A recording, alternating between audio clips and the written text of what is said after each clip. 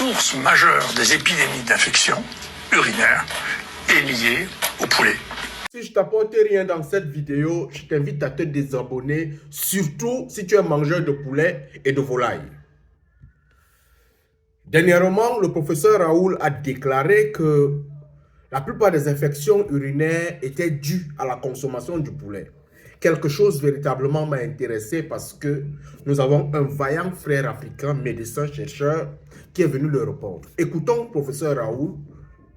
La source majeure des épidémies d'infections urinaires est liée au poulet. Donc vous savez comment chercher le buzz.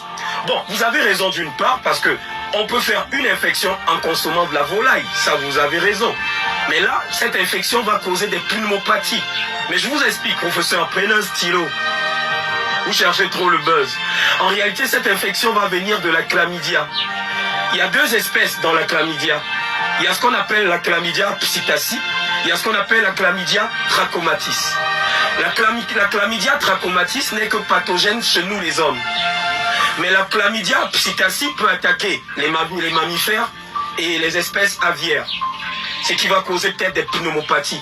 Mais quand tu fais bien cuire, par exemple, ta volaille, ça peut être du poulet, il n'y a aucune inquiétude. Maintenant, je viens expliquer un peu ce qu'on appelle chlamydia trachomatis. La chlamydia trachomatis est pathogène pour les hommes. C'est la chlamydia trachomatis qui va causer, par exemple, les lymphogranulomatoses.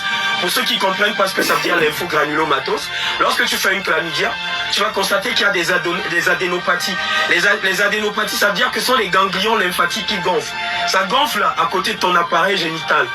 La chlamydia trachomatis peut causer, par exemple, des cervicites. Une cervicite, c'est une inflammation du col de l'utérus, déjà, qui est purulente. La chlamydia trachomatis peut causer, par exemple, des maladies pelviennes, des salpingites. Vous avez souvent l'habitude de dire les trompes bouchées. En réalité, la chlamydia va venir causer des infections au niveau de vos trompes. On dit une salpingite. La chlamydia trachomatis peut causer, par exemple, des infections périnatales. Voilà, la maman infecte le bébé par la chlamydia, ou le bébé, tu vas voir, il fait des conjonctivites. Il y a aussi inclusion des pneumopathies. Mais vous devez noter aussi que dans la chlamydia trachomatis, il y a des immunotypes. Il y a le L1, le L2, le L3. Voilà. Merci, professeur. J'espère que vous avez... Nous, en Afrique, lorsqu'on a des gens intelligents, des cerveaux allumés, nous ne nous battons pas à les protéger. J'ai fait cette vidéo pour interpeller les gouvernants africains, pour t'interpeller toi, à ce que lorsque tu vois le travail que ce garçon fait, tu devras aller t'abonner à sa page et l'encourager. Nous voyons, il fait des vidéos dans un endroit véritablement précaire. Nous devons l'assister, le protéger, l'accompagner. Parce que c'est un cerveau. Nous les Africains, on a beaucoup de cerveaux qu'on a perdus comme ça. Par simple négligence, nous n'avons pas pris au sérieux.